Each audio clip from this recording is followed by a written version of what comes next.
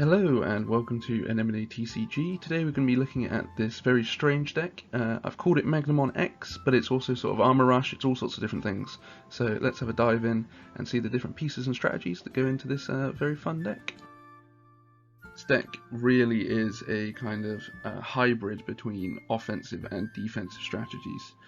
Offensively, we have the use of Armor Purge and a little bit of jamming, as well as some options to boost our security attack to really make big impact into our opponent's security stack while we're swinging and to swing safely.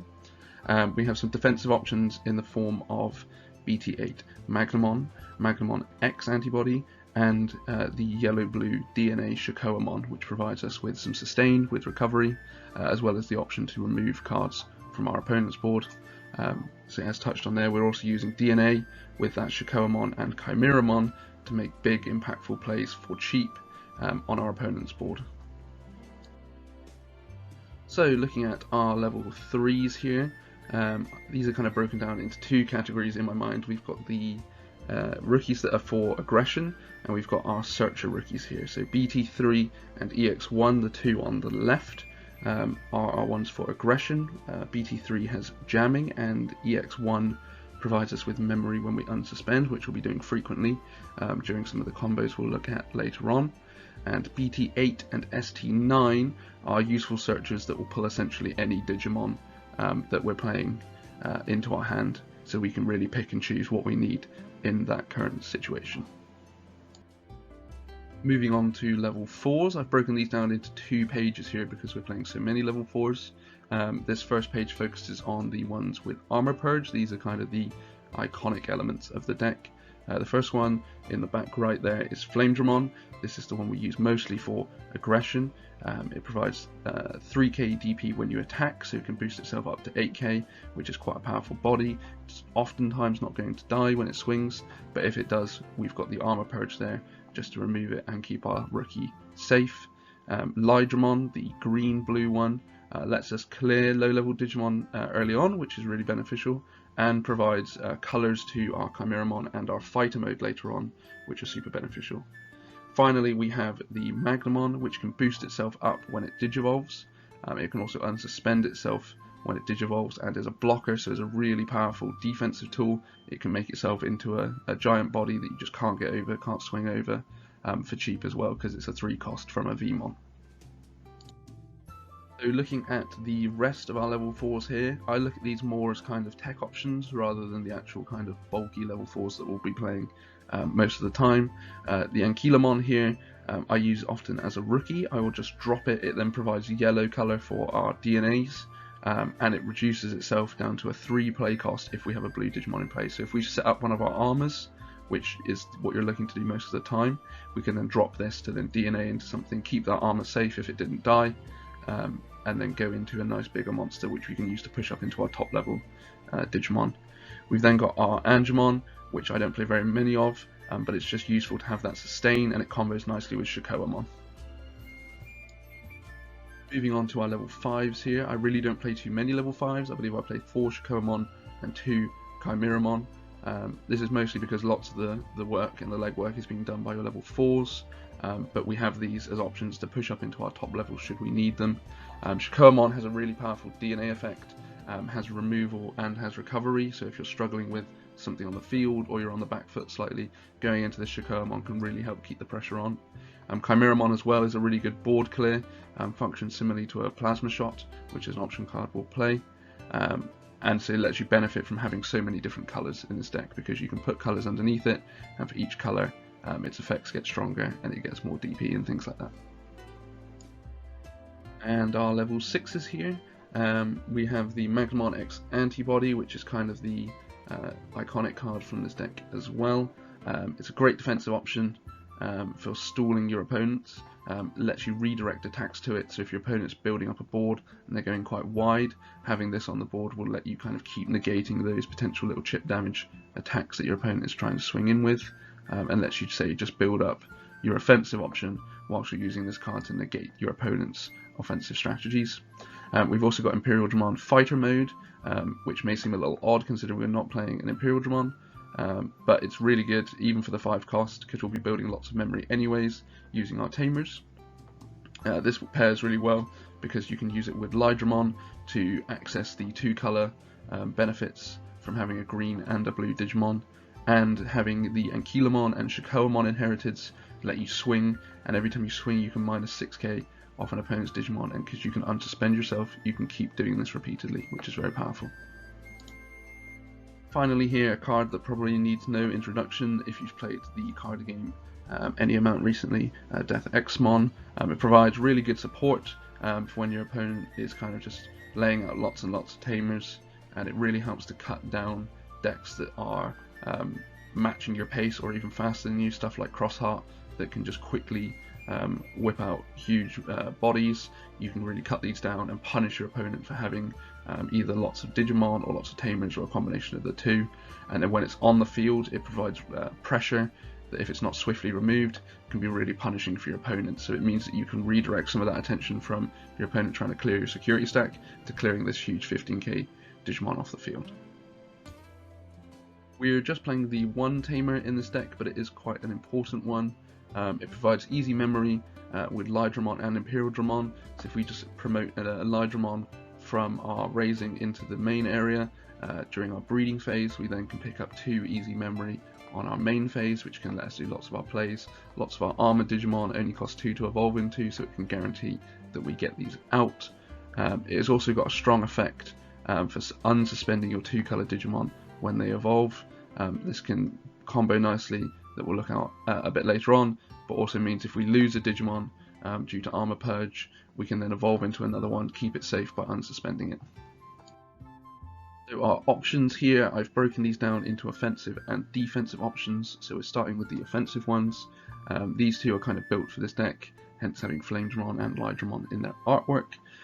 Fire Rocket lets you get really cheap early game aggression, just 1 cost to get security attack +1 on a 2-color Digimon, and this can be used whenever you have an armor form in play. So even if you've got a Magnamon on the board, you've beefed it up to 11-13k using some armor forms in your trash, then you can be swinging with security attack +1, which is very powerful. And say it combos nicely with the Imperial Dramon as well. If you have another armor form in play, you can then use this on your Imperial Dramon fighter mode and unsuspend to get multiple swings with security attack +1. Same can be said for Lightning Blade. You can either use it with your Lydramon to suspend one of your opponent's low level Digimon, then swing into it with piercing and a nice DP bonus, or you can use it with fighter mode to suspend something when you unsuspend and then swing into that with piercing as well.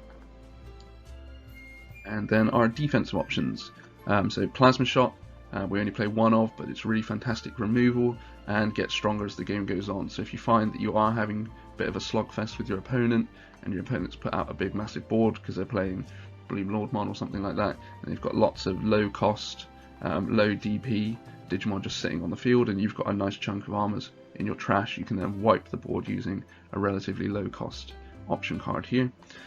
Awakening of the Golden Knight lets you access some powerful defensive tools with very little effort. So you can evolve into a Digimon with Magnamon in its name for 3 cost, ignoring kind of Digivolution requirements. So you can go from an armor into your Magnamon X for a 3 cost, which is fantastic. It then makes them even more defensive by letting them resist DP reduction. So taking a look at our first combo here, this combo is going to be focused around this setup. So this is a Flamedramon we've perhaps just promoted from our raising area. We've got a Davis and Ken out, maybe we did that first or second turn, or it's just come out of our stack, something like that. What we're going to do is we're then going to beef this Flamedramon up with a Fire Rocket, which provides us with security attack +1 for a cost of 1. We can then swing with this Flamedramon. It's going to then buff itself up to 8k, and then maybe with the Upamon inherited there, we might get to draw a card, which is a nice little bonus.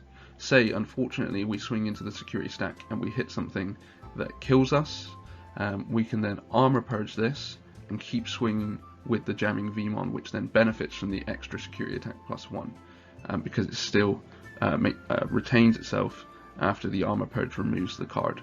So we'll be swinging into the security stack with jamming, probably going to live because we've got jamming, and that means that we negate even the high level Digimon that might kill us.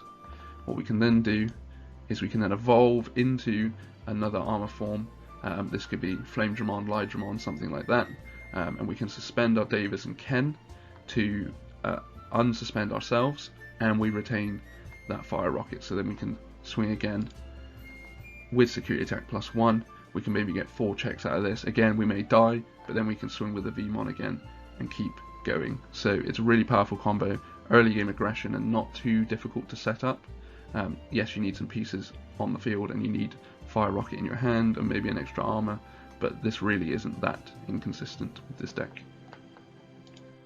So looking at a combo here that's focused more on the late game, similar setup again. We've got our Lydramon here, maybe we've promoted this from Raising, and we've got a Davis and Kenna on the field.